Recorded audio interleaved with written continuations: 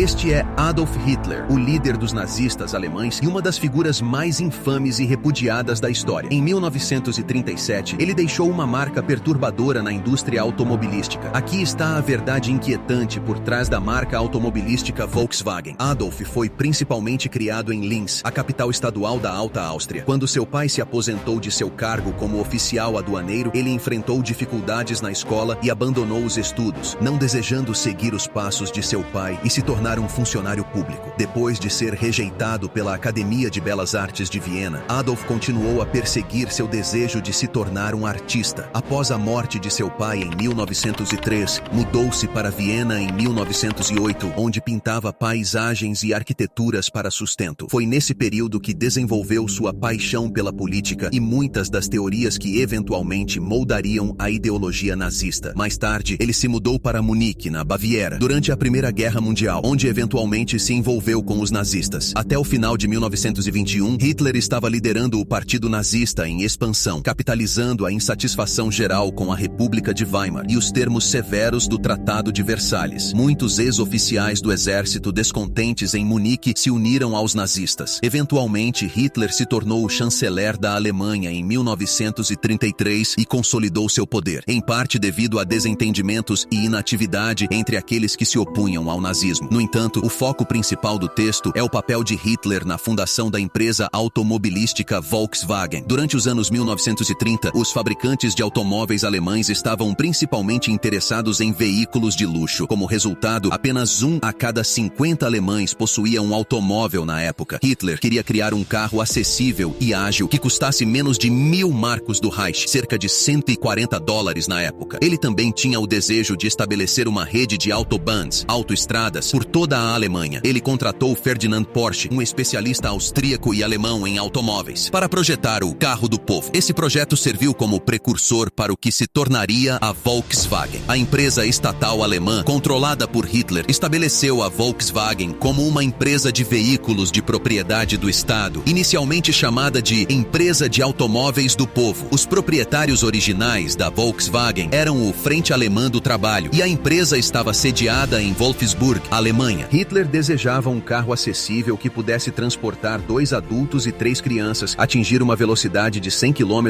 por hora e custar 990 marcos do Reich. No entanto, a eclosão da Segunda Guerra Mundial interrompeu a produção do carro, resultando em um número limitado de veículos produzidos antes do início da guerra. Porsche passou a desenvolver veículos militares para apoiar a industrialização nazista. Após a guerra, a fábrica da Volkswagen foi ocupada pelas forças aliadas e Ivan Hirst, um oficial britânico, assumiu o controle da fábrica. A produção foi retomada e o Volkswagen Beetle, ou Fusca como é conhecido, começou a ser fabricado em massa. A Volkswagen cresceu ao longo dos anos, tornando-se um dos principais fabricantes de automóveis do mundo, embora tenha sido marcada por sua associação com o regime nazista. Hoje, a Volkswagen produz uma ampla variedade de veículos, incluindo carros elétricos, e é amplamente reconhecida em todo o mundo. Apesar da controvérsia histórica associada à sua fundação e associação com Hitler, a empresa evoluiu para um líder global na indústria automobilística. De fato, a história da Volkswagen está repleta de controvérsias e sombras devido à sua ligação com o regime nazista durante a sua fundação. Durante a Segunda Guerra Mundial, a fábrica da Volkswagen envolveu-se em práticas de trabalho forçado, utilizando mão de obra de prisioneiros de campos de concentração e prisioneiros de guerra. A empresa, sob a gestão nazista, empregou um grande número de trabalhadores forçados, incluindo judeus, prisioneiros de campos de concentração e pessoas de países ocupados. Os trabalhadores forçados eram sujeitos a condições desumanas e frequentemente maltratados, enfrentando fome, doenças e abusos. A prioridade da empresa era a produção de veículos militares, negligenciando frequentemente as preocupações com o bem-estar dos trabalhadores em prol da produção para o esforço de guerra nazista. Além disso, a Volkswagen esteve envolvida na criação de campos de concentração satélites, como o campo de concentração de Arbeitsdorf, onde os prisioneiros eram utilizados como mão de obra forçada para a produção de veículos. A taxa de mortalidade entre os trabalhadores forçados na fábrica da Volkswagen era alarmante, devido às condições adversas e à exploração extrema. Após a guerra, a empresa passou por mudanças significativas. Ivan Hirst, o oficial britânico que assumiu o controle da fábrica após a guerra, trabalhou para reabilitar a imagem da Volkswagen e transformá-la em um produtor respeitável de veículos. O Fusca, ou Beetle, como é conhecido em inglês, tornou-se tornou-se um ícone da indústria automobilística e um símbolo de renascimento pós-guerra. A Volkswagen continuou a crescer nas décadas seguintes, expandindo sua linha de produtos e sua presença global. No entanto, a sombra da sua história nazista nunca desapareceu completamente. A empresa enfrentou críticas e ações judiciais de sobreviventes dos campos de concentração e suas famílias que buscaram compensação pelas atrocidades cometidas durante o regime nazista. Hoje, a Volkswagen é uma das maiores fabricantes de automóveis do mundo, com uma ampla gama de veículos, incluindo modelos elétricos e tecnologicamente avançados. No entanto, a empresa continua a lidar com as consequências de sua história sombria e busca reconciliar o seu sucesso comercial com a herança da sua associação com o regime nazista. A história da Volkswagen é um lembrete importante de como as empresas podem estar ligadas a eventos e regimes históricos controversos e como essas ligações podem impactar a percepção pública e as responsabilidades éticas e morais das empresas ao longo do tempo. A história da Volkswagen também serve como um lembrete forte das questões éticas mais amplas relacionadas ao envolvimento das empresas em atividades moralmente condenáveis. Isso destaca a importância da responsabilidade corporativa e da prestação de contas, não apenas no presente, mas também pelas heranças históricas que carregam. No rescaldo da Segunda Guerra Mundial, muitas empresas, incluindo a Volkswagen, tiveram que enfrentar suas ações passadas e lidar com seus papéis em apoiar regimes totalitários. Algumas empresas tomaram medidas para reconhecer sua história, fornecer reparações e contribuir para a memória das vítimas de suas ações passadas. A própria Volkswagen estabeleceu a Sociedade Histórica do Grupo Volkswagen para explorar sua história, incluindo o período sombrio de seu envolvimento com o regime nazista. Embora a Volkswagen tenha se transformado em uma fabricante de automóveis moderna e global, o legado assombrador de suas origens como um produto da Alemanha nazista permanece um capítulo profundamente significativo em sua história. E então, qual é a sua opinião? Se gostou, não hesite em dar um like e lembre-se de se inscrever no nosso canal para mais conteúdo. Até a próxima!